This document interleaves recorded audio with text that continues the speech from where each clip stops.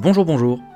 Avant que l'épisode ne commence, on tenait à souligner le superbe travail de Bard of Holding qui a conçu l'illustration de la saison 5, ainsi que son ami Jugraphisme qui s'est occupé du travail typographique. Nous sommes trop contents de collaborer avec elle, on vous invite grandement à aller voir leur travail sur leurs Insta respectifs, leurs liens sont dans la description. Sur ce, je vous laisse, et on vous souhaite une bonne écoute.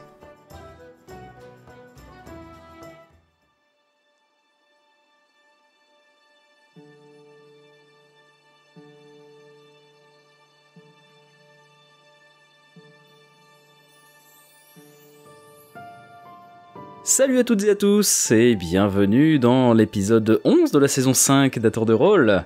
Waouh, rendez-vous compte, on en est à des épisodes avec deux chiffres quand même, hein. C'est fou.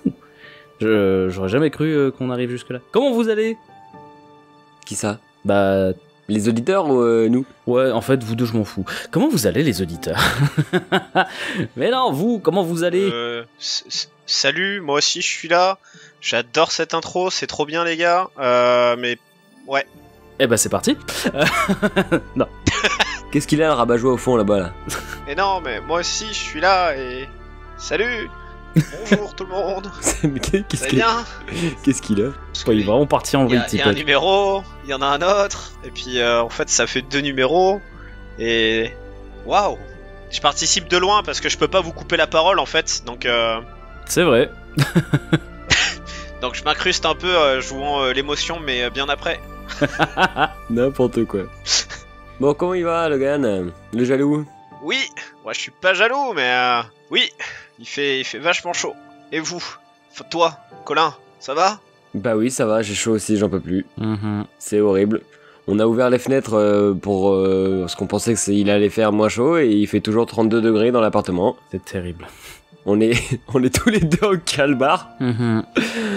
On est tous les deux en caleçon. Seulement vous pouviez nous voir, mais vous ne voyez pas. Ouais, ça mène au ridicule carrément, il fait chaud. Oui, j'avoue. À quand un record dans une piscine du coup Ah, j'avoue. Force à tous ceux, en tout cas, qui affrontent la canicule comme ils peuvent. On vous envoie du frais de là où on est. Et je pense que c'est parce qu'on vous envoie du frais qu'ici il fait chaud. Parce que du coup, on vous a tout envoyé, en fait, on est beaucoup trop généreux. Mais aujourd'hui, la canicule s'emballe. Mais demain, les cannibales. On va y aller, hein? Waouh, j'ai compris. Waouh, j'ai compris. Ouais.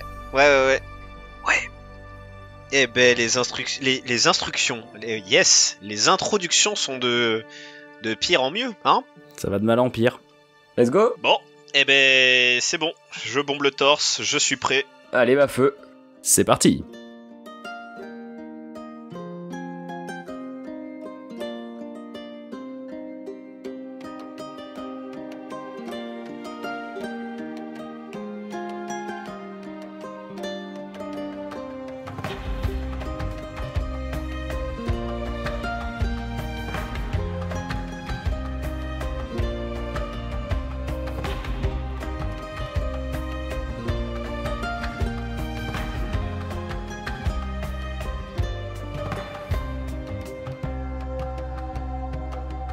Nous reprenons alors que vous avez à côté de vous l'abbé Wilhelm qui se tient droit devant l'assemblée.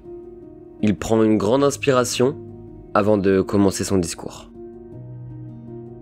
Tout d'abord, je vous fais mes excuses de ne pas avoir été présent lors de ces derniers jours. J'étais malade et je vais mieux. Je ne suis pas ici pour vous faire mon état de santé. Ludivine s'en charge très bien sans moi, et il adresse un regard vers Ludivine. J'ai la réponse à vos mots. J'ai la réponse à votre sommeil difficile. Chacune de vos pattes sera utile, qu'elle soit petite, grande, vieille, jeune. L'abbaye a besoin de nous toutes et tous, réunis pour combattre ce mal qui nous atteint. J'ai mis du temps à y voir clair, mais notre avenir m'a aidé. Tipoc et Métiméo ont été là pour amener des réponses auxquelles je ne pouvais répondre moi-même. Et c'est pour cela que leur comportement a dû vous paraître des plus étranges. Ensemble, nous pouvons réfléchir et mettre à bien nos pensées. Peut-être serez-vous effrayés à l'idée de me faire confiance. Mais je sais que nous nous apporterons tous l'aide nécessaire. Lors de leurs recherches, Tipoc et Métiméo ont découvert une suite de poèmes dont le mystère reste encore entier. J'aimerais vous en faire part afin que nous puissions mettre en commun nos réflexions. Il sort de sa toge brune un paquet de documents, un paquet de parchemins. Pendant son discours, il y avait énormément de chuchotements entre les personnes de l'abbaye. Ils se demandaient un petit peu ce qu'il s'y passait, ce qui se passe encore. Mais dès qu'il sort une preuve physique de ce qu'il dit, les chuchotements se calment et il distribue les documents dans la foule.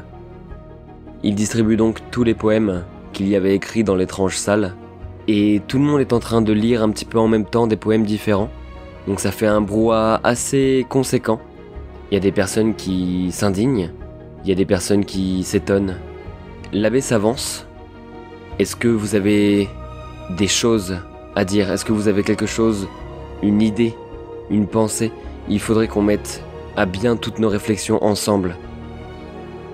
Est-ce que vous voulez bien faire ça pour nous? Et là vous entendez plein de voix. Oui, bien sûr, oui. Tout le monde est d'accord avec le fait de vouloir aller mieux. Et Tipoc, tu vois Georges qui s'est redressé, qui a marché un petit peu le long de la foule. Tu l'as vu rejoindre Maximilien.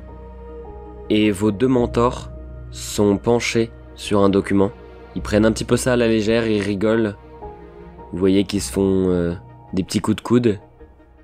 Vous avez l'impression de vous voir, tous les deux. Maximilien se redresse. Il tend le papier en l'air. « Eh mais... c'est nous deux ça, c'est nous deux !» Maximilien dit tout haut. « Nul ne n'est maître. Le savoir se transmet aux âmes affables à deux élèves humbles et curieux de leurs ancêtres. La flamme jaillira de l'apprentissage véritable. » Mais c'est nous. Et ils ont aussi le schéma des 7 tourelles, de la pièce. Et Georges prend la suite de Maximilien.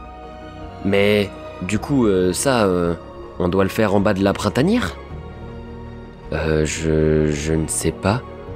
Réfléchissez encore sur le sujet, il faut qu'on approfondisse tout ça. On peut tous réfléchir à tout ça, on va mettre en place quelque chose. Vous voyez Louise qui était assise complètement dans la foule, presque submergée par le monde qui l'entoure. Elle a une petite feuille, un petit parchemin à la main. Elle se lève doucement, elle lève le bras. Je connais cette fleur. Elle remonte ses lunettes avec son doigt. C'est vrai qu'elle est rare. C'est l'étoile de lune. Et elle plisse les yeux.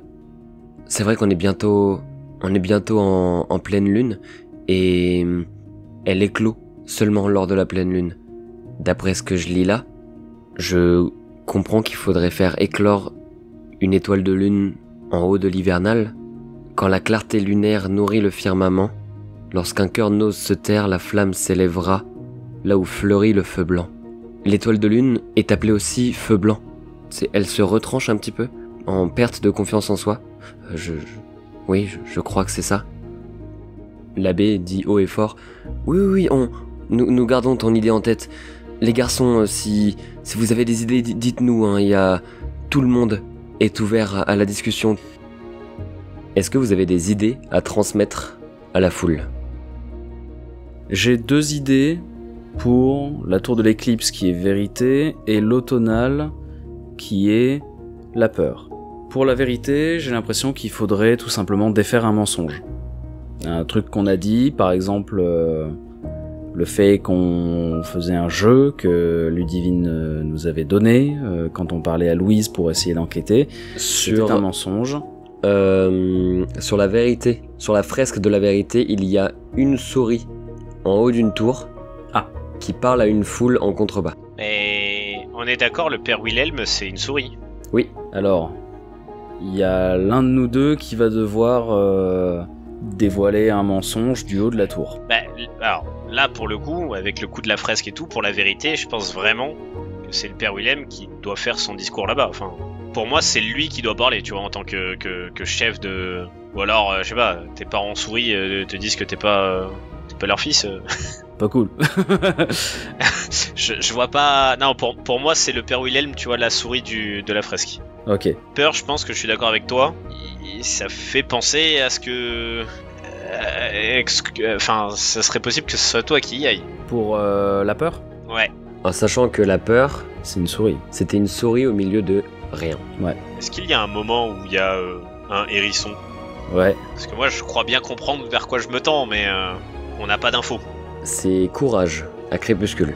Quand la peur étreint la gorge et que siffle l'acier, lors du chaos les pics s'entremêlent, la flamme jaillira au terme du duel, non pour vaincre, mais pour se dresser. Tu dois engager le combat avec quelqu'un. Et courage, c'est quel tour ça? Courage, c'est crépuscule. Évidemment. Attends, mais en fait, ça a déjà été fait, ça. Parce qu'on est allé à la tourelle du crépuscule, on a affronté les gardiennes.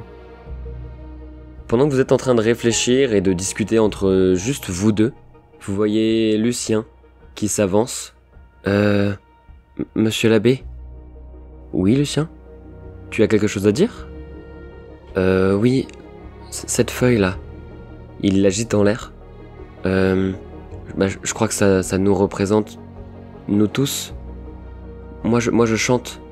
Et je sais qu'avec la chorale, on chante quelquefois. Et là, j'ai l'impression que ça parle de nous tous. Même lorsque les ténèbres se ferment sur le monde, une voix s'élève frêle mais claire, que prière et abbaye se confondent, que l'espoir soit changé en fer. Moi je comprends qu'il faut chanter nos prières et que nos prières soient changées comme une épée, comme une arme. Et l'abbé est un petit peu abasourdi de ce que vient de penser Lucien, un petit hérisson, et il l'écrit sur un petit bout de parchemin. Et en fait, à chaque fois qu'une personne note quelque chose sur un bout de papier, et lui le note sur un parchemin pour que il y ait un semblant de plan, d'action, de quelque chose à faire. Est-ce que vous avez quelque chose à rajouter pour qu'il mette dans ses notes? Je m'approche du père Wilhelm et je lui dis mon père, je pense que j'ai une idée, mais je sais pas trop comment la mettre en place. Oui, dis-moi. La tour de l'automnale, la peur. Sur la fresque, le personnage au centre, c'était une souris. Oui. Et j'ai extrêmement peur du noir. Oui, j'avais bien deviné. Et sur la fresque, la souris était entourée de rien. Tu penses que c'est toi qui dois aller sur l'automnale? Ça parle d'affronter sa peur. Et il y a rien. Dans le noir, on voit rien. J'ai l'impression que ça coïncide, mais... Tu as sûrement raison. Je vais écrire ça. Si jamais quelqu'un a une autre idée, je te tiens au courant. J'espère juste avoir tort. Moi aussi, j'espère avoir tort partout. Et à la fin de cet échange, vous entendez chacun dans vos têtes une voix que vous connaissez bien. Putain, ça faisait longtemps. Tipok, tu entends une sorte de murmure dans ta tête d'une voix que tu connais très bien, toujours androgyne. À l'aube de l'obscurité, je te défierai. Si je ne te vois pas en son sommet, je te trouverai. Et Métiméo, où brunissent les feuilles, je t'attendrai. Si je ne te vois pas en son sommet, je te trouverai. Vous entendez cette voix qui résonne dans votre crâne et puis qui disparaît. Là, c'est le joueur qui parle. J'ai vraiment deux axes d'attaque qui s'entrechoquent et je sais pas vers quoi aller. Dis-moi. J'ai très envie d'attendre l'aube du crépuscule et d'affronter ce qui me cherche en y faisant face réellement. Et en même temps, il me dit qu'il me trouvera n'importe où. Et j'ai très envie de rester auprès de Métiméo et de forcer un peu l'entité, le quelque chose, à devoir se dévoiler un peu plus. Tu vois que je suis assez choqué, le regard un peu dans le vide. Je viens vers toi du coup et je te fais part de mes pensées, de ce que j'ai pu entendre et de mes 2 plans d'attaque. Donc toi aussi tu l'as entendu dans ta tête. Moi, elle m'a dit de venir là où brunissent les feuilles, donc au sommet de l'automnal. Ou sinon elle me trouverait, mais je comptais de toute façon aller à sa rencontre. Là-haut. Ou du moins voir ce qu'il y avait là-haut. Je vais prendre mon courage à 2 pattes et y aller, mais je pense qu'il faut qu'on fasse nos missions chacun de notre côté. Imagine si tu ne viens pas, elle vient te trouver certes, mais elle sera peut-être plus puissante, ou alors elle va te créer des chuchotements comme la dernière fois où tu as dit que tu acceptais le sacrifice pour l'abbé et que en fait c'était pas une bonne idée.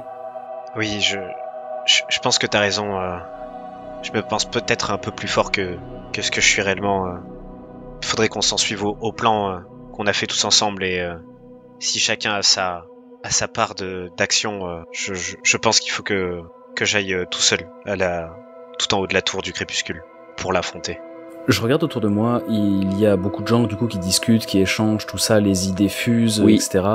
Oui, il y a un énorme brouhaha.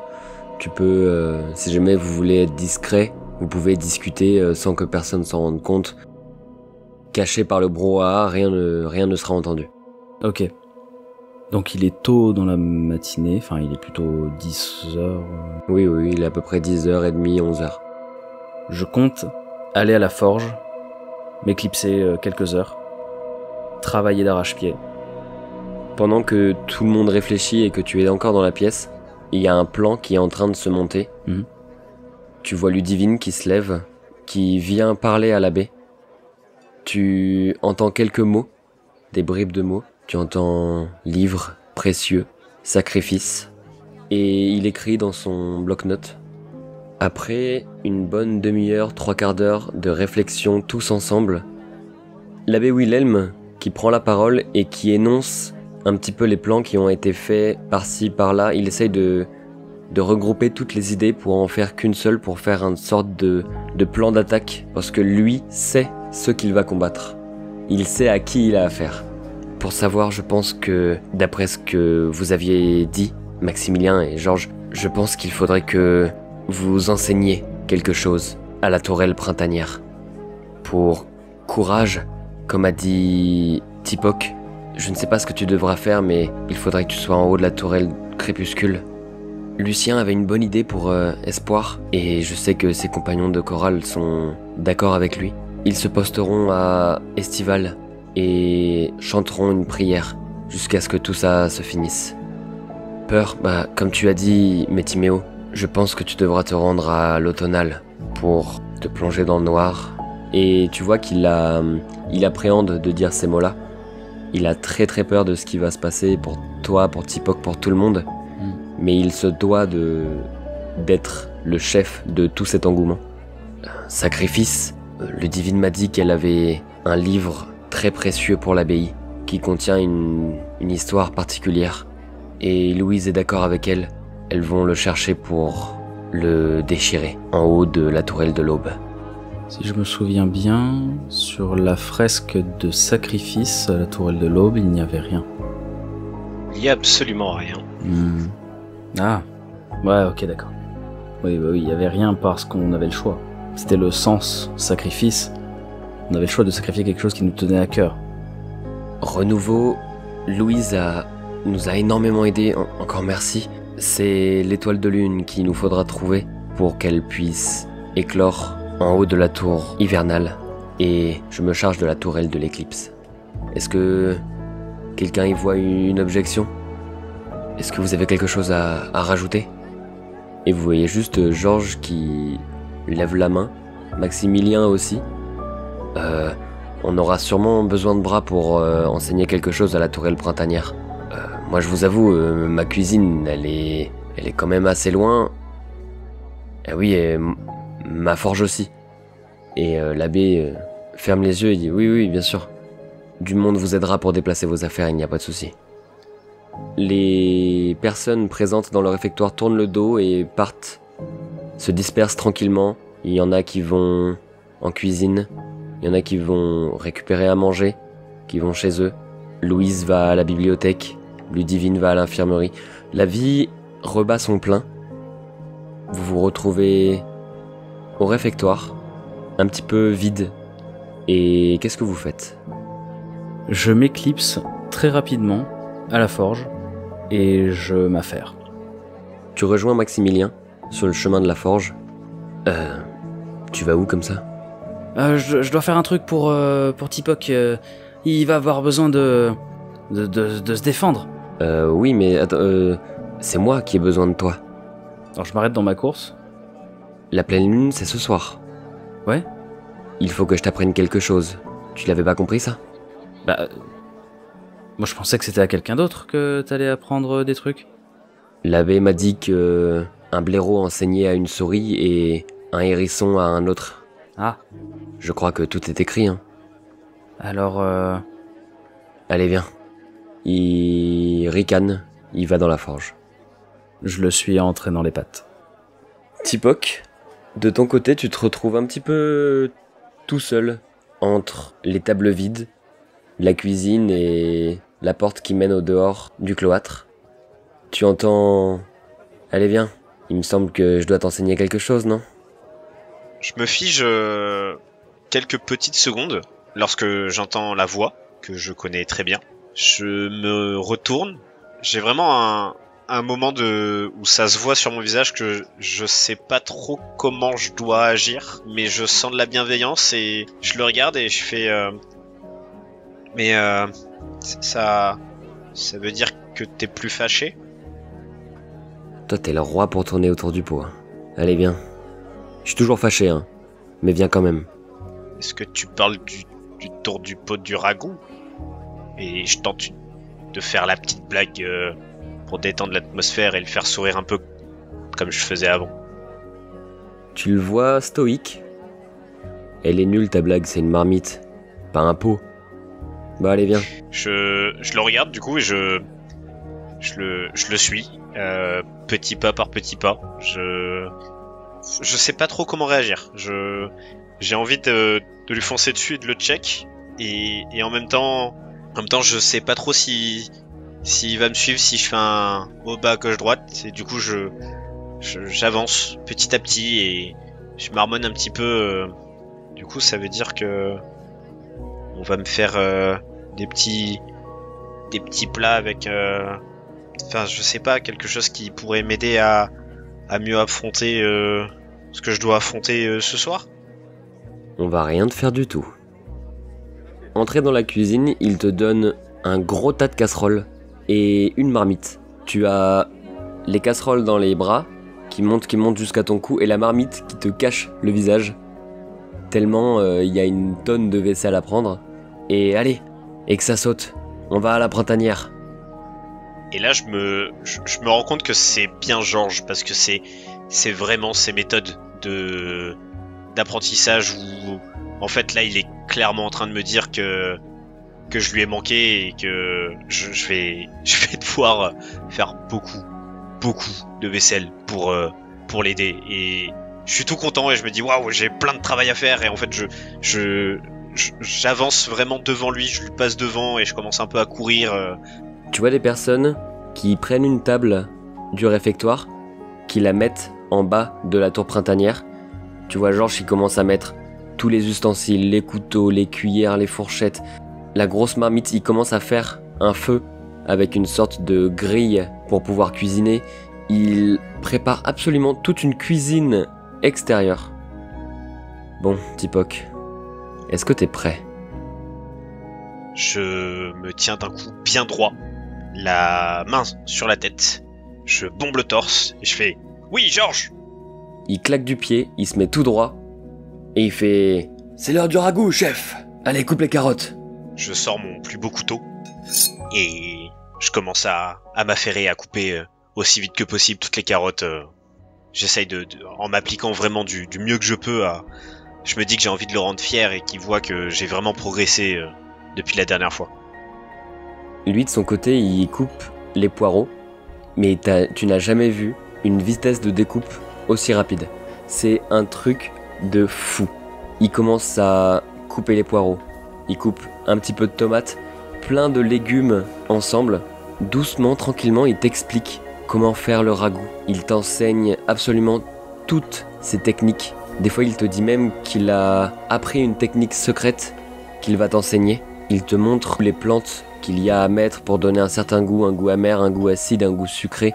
Et chaque élément qu'il rajoute donne un goût, une texture différente. Et tu as l'impression qu'à chaque fois qu'il te montre un nouvel ingrédient, tu penses que c'est le dernier. Et toi, de ton côté, tu notes tout ce qu'il y a à faire. Tu vois qu'il y a un amour inconsidéré pour ce qu'il est en train de faire, pour sa cuisine, pour l'amour qu'il met à l'intérieur de tous les aliments qu'il cuit, qu'il coupe, qu'il émince. Il fait griller quelques aubergines pour accompagner le ragoût. Le ragoût, il le met sur le feu. Et tu vois là, je touille en 8 pour que tout se mélange bien. Si jamais tu touilles en rond, tout reste à côté de tout. C'est pour ça qu'il est bien intéressant de tourner en 8 pour que tout se mélange. Et en fait, il te dit tout avec une précision folle. Et tu connais donc la recette du ragoût de Georges. Incroyable. Wow. J'ai la recette magique. Mais Timéo, de ton côté, tu as suivi Maximilien qui rigolait quand tu lui as dit que Tipoc devait se défendre. Il a un peu ricané. Et même scène que Tipoc. Allez, on va travailler. Et il te donne un marteau, un seau d'eau. Et tu vois aussi une personne qui déplace de loin une table du réfectoire pour l'amener à côté de celle de Georges. Et Maximilien pose toutes ses affaires. Il demande à 2 blaireaux de mettre l'enclume sur une sorte de chariote pour la faire rouler jusqu'à la table. Et donc tu as toute cette attirail de forge autour de toi. Tu as, comme Tipoc, le feu, tu as une enclume à la place de la marmite, t'as le soufflet, t'as tout ce qu'il faut pour tout faire. Tu vois Maximilien qui arrive avec ce que tu croyais être un pied de biche et une sorte de bol en fer. Tout est encore assez brut. Il y a encore énormément à travailler dessus. Il te le met sur la table. Allez, je t'ai mâché un peu le travail, mais bon, je vais t'apprendre. Du coup, moi, dans ma tête, je regarde les 2 éléments, je me dis... Ah ok, donc on va faire un casque et une épée, c'est ça? Non, regarde. Et il prend le manche du pied de biche, le bol, il l'assemble, et sous tes yeux se révèle une louche géante, de la taille de ton épée. J'écarquille les yeux, j'ai des étoiles dans les yeux, je suis là. Oh, mais c'est trop bien. Faut pas que Tipoc il la voie, faut pas que Tipoc il la voie. Et tu vois qu'il se met sur ta gauche pour que sa carrure énorme l'empêche de voir tout ce que tu fais. Parfait. Il t'apprend à maçonner le fer, lisser le fer, polir le fer. Il t'apprend à marteler l'intérieur du bol pour qu'il soit de plus en plus lisse, de plus en plus ferme et compact pour qu'elle soit solide. Et en fait, il t'apprend tout ça, il t'apprend combien de temps il faut qu'elle reste dans l'eau quand elle est chaude. Il t'apprend les températures, à telle couleur il faut la mettre dans l'eau tant de temps, quand elle est rouge, quand elle est vive, quand elle est blanche. Il t'apprend tout ça pour que l'objet soit presque de l'art. À la fin, il te donne une sorte de grosse aiguille et un petit marteau. Tiens, ça c'est toi qui choisis. Il te donne le marteau et la grosse aiguille. Je te laisse noter ce que tu veux. C'est hyper important. Faut que je choisisse bien. Du coup, sur le côté incurvé du manche de la louche, je grave au plus courageux des hérissons. Et à la fin de cette gravure, il te regarde dans les yeux d'un air tellement fier de ce que tu es devenu et de ce que tu vas devenir. Regarde le travail que t'as fait, c'est impressionnant. D'accord, j'ai fait la base, mais je t'apprendrai à faire la base. Je te remercie, je te remercie vraiment beaucoup de m'avoir appris tout ça. Merci. Merci à toi d'être là pour être la relève. Et il te fait un clin d'œil. Là du coup je dis plus rien. Je suis avec ma grosse louche dans la main. Et je le regarde. J'ose pas articuler le moindre mot. Je me rends compte de la responsabilité qu'il me donne. Et il te pose la main sur ton épaule. T'inquiète pas. Aujourd'hui, demain on a des trucs à faire. Ce soir aussi on a des trucs à faire. Pensons à tout ce qui va nous arriver. Je me rappelle du coup de ma mission qui me ramène un peu à la réalité et je fronce les sourcils. J'essaie de gagner un petit peu en assurance en disant oui, t'as raison. On en discutera demain, hein. Tipoc, de ton côté, tu as une immense marmite de ragoût en face de toi. Et Georges prend une cuillère à soupe, la trempe dans la marmite. Tu vois dans la cuillère des petites tubercules, de la carotte, du poireau. Il souffle dessus. Il te l'attend et fait « Tiens, à toi l'honneur. C'est ton ragoût. » J'attrape la cuillère et je l'engloutis pas aussi vite que ce que je fais d'habitude. Je me rends compte de ce qu'on vient de faire et je suis un peu envahi d'émotions. Je me dis ça y est, Georges m'a montré son plus grand secret. J'ai son pouvoir à lui, son ragoût. Et je le regarde, je regarde le ragoût, je ressouffle un petit peu dessus et je regarde Georges et je fais tu veux pas prendre une deuxième cuillère et qu'on le savoure ensemble en même temps? Ça me ferait plaisir. Il sort une deuxième cuillère à soupe. Il la met dans la marmite. Allez, à ton courage.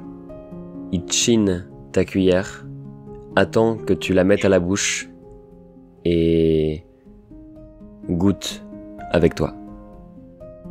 Eh ben on prend une bonne gorgée, hein. On y va. On finit la cuillère d'une seule bouchée. Et à peine la saveur me prend toutes les papilles et j'ai comme des étoiles dans les yeux juste en goûtant. Et je reste un peu sans voix par rapport à ce délicieux ragoût que je connais pourtant bien, mais qui me semble tellement différent à chaque bouchée que je suis sans voix. Il te met une main sur l'épaule et te dit « Ça fait toujours ça la première fois. » Logan, s'il te plaît. Oui. Est-ce que tu peux me choisir quel ragoût tu m'as fait? Si tu m'as fait un ragoût revigorant, énergisant ou apaisant. Oh. Ah, intéressant. Le revigorant donne un des deux de force, l'énergisant un des deux d'endurance et le apaisant un des deux de charisme. Ok.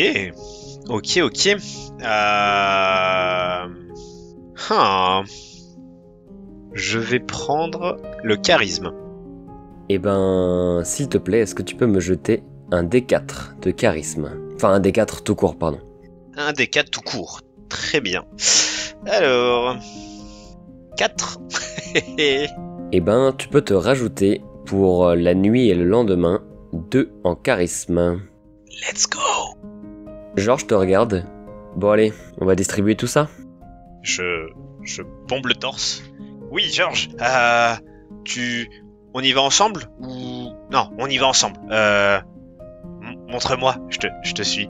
Georges tient avec sa main droite la anse gauche de la marmite, toi la anse droite, et vous avancez côte à côte avec la marmite entre vous, avec une pile de bols, et vous servez le ragoût à qui en veut.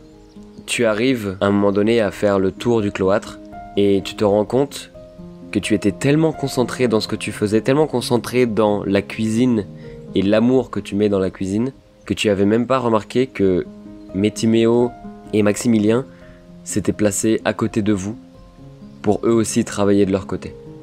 Georges, qui tape un petit peu le torse de Maximilien, bah allez, un petit peu de ragoût, ça te fera pas de mal. Et il lui tape le ventre. Et Maximilien qui dit, tu t'es pas vu toi? Et ils commencent à rigoler tous les deux, mais Georges lui sert un bol de ragoût. Je regarde la scène, je rigole et je me dis, c'est vraiment nous deux en fait. Et je regarde Métiméo, j'ai pas envie de le taper sur le ventre, mais du coup je mets un petit coup de poing sur mon ventre à moi et je fais, bon allez, faut manger maintenant, tu veux un petit ragoût toi aussi Et je continue de me taper sur le ventre en faisant signe de montrer aussi Georges et Maximilien en mode, regarde, c'est nous en fait, on fait la même chose, c'est trop drôle. Et du coup, je regarde la scène aussi et juste, je rajoute, ouais, enfin, je suis quand même moins bougon que Maximilien, hein. Et je te prends le bol des mains et je me régale avec ton ragoût. Et est-ce que tu peux me lancer un D4, s'il te plaît? Bien évidemment. Un D4 du joli set de dés de Dirty 20 Dice. Ne fais pas un 1. Eh ben, tu gagnes quand même un point de charisme. Non, c'est toujours ça. C'est déjà énorme. Oui, parce que j'ai 0. Là, voilà. Oh, mais il est super bon ton ragoût. Oh, y a quoi dedans? Je te regarde et je te fais un petit clin d'œil et je te dis, peut pas te dire, hein, peut pas te dire. Ouais, je vais peut-être trouver un argument convaincant. Au moment où tu dis ça, je tourne un peu la tête et je fais, ah non, hein, je peux pas dire, il y a vraiment rien qui va me faire dire qu'il y a des bonnes choses dedans. Et si tu me resservais un bol, mais avec ça cette fois, et je te tends la louche. Je fixe cette louche, je prends le temps d'analyser, je vois juste très rapidement qu'il y a écrit hérisson. C'est juste le mot que je capte. Je blémis un petit peu et je te regarde et je fais des carottes, des poireaux et c'est pour moi. Bah évidemment que c'est pour toi. Et je te fonce dessus. Je pousse tout ce qu'il y a devant nous et je te prends dans mes bras et j'ai les larmes qui coulent toutes seules. Je me détache lentement. Je prends la louche, je te la regarde, je lis plus en détail ce qui est écrit dessus, et j'ai vraiment un énorme sourire, et tu vois très bien à quel point ça me fait plaisir, et je la regarde, et j'essaye de contenir un peu cette émotion. Je fais 2 pas en arrière, je te regarde, et je plisse un peu les yeux, un peu avec un air joueur et coquin. Je pointe la louche vers le ciel. Je prends une petite pause un peu de guerrier et je fais, tu vois, ça ferait une jolie statue quand même. Et j'essaye de bien m'orienter pour te donner le meilleur angle possible pour l'image de la statue que je représentais dans ma tête. J'explose de rire en te voyant prendre la pause. Je dis, ah ouais, non mais je leur dis, hein, t'as encore plus la classe que moi. Hein. Et la suite, au prochain épisode.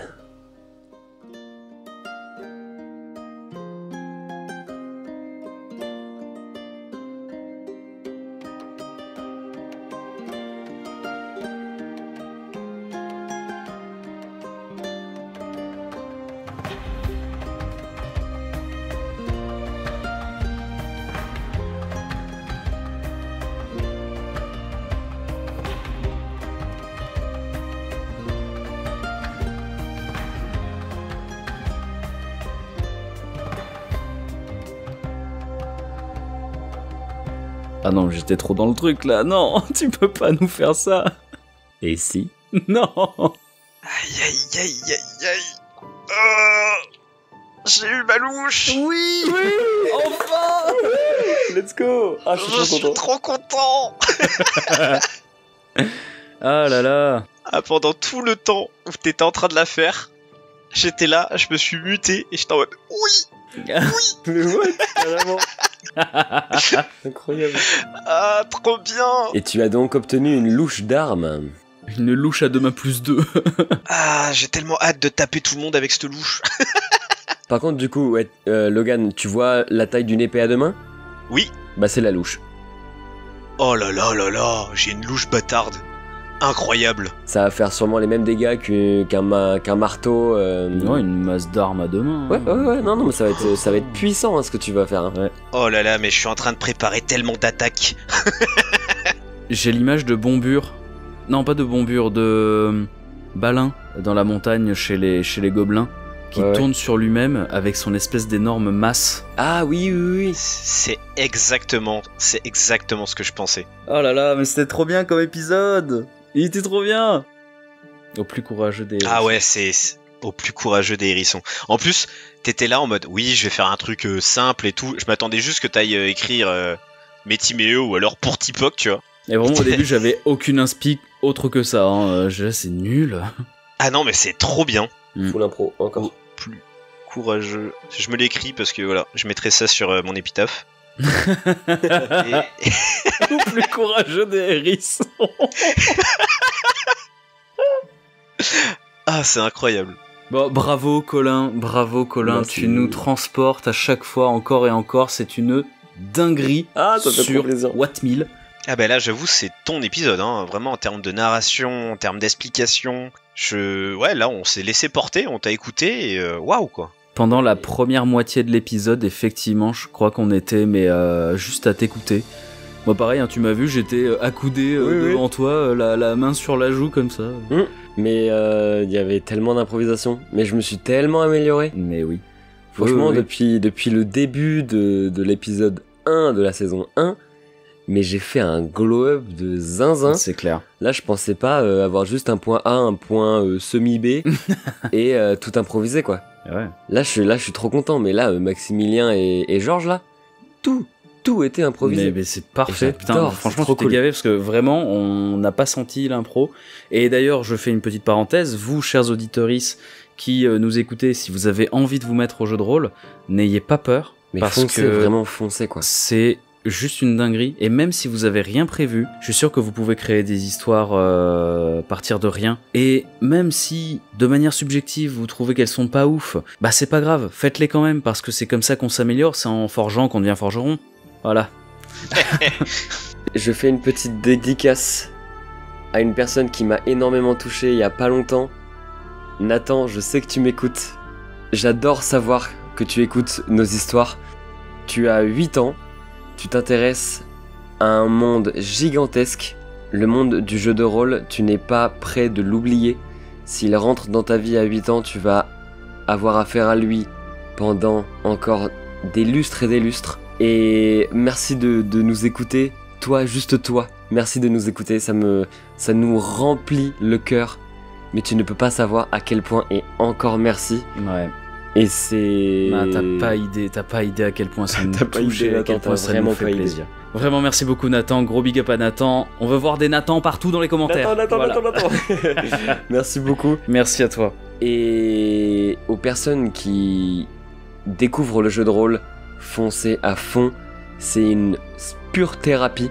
Vous apprenez à être quelqu'un d'autre, à être dans la peau de quelqu'un d'autre. Et en fait, dès que tu incarnes un personnage que tu veux incarner, tu l'incarnes à fond. Et juste, bah, c'est trop bien, quoi. Et on laisse encore pas parler Logan, mais voilà. C'est vrai. Mais je n'ai rien à dire. En fait, je vais répéter ce que vous dites. Moi, j'ai commencé il y a 6 mois réellement, grâce à cause de vous.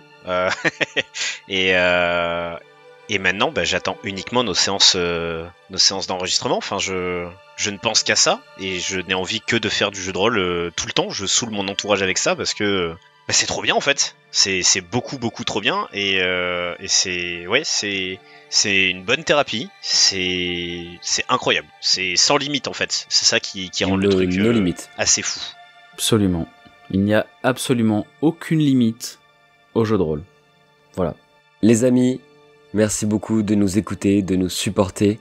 Rendez-vous toujours sur les mêmes plateformes, Deezer, Spotify, YouTube.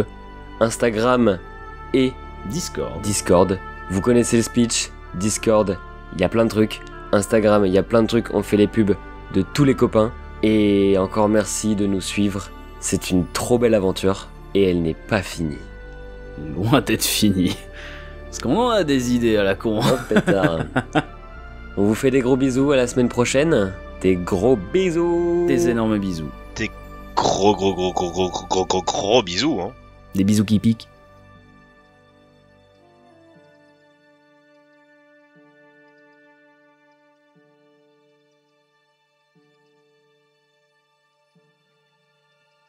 Oui, Chafouin, il sait que ça, on s'approche de la fin.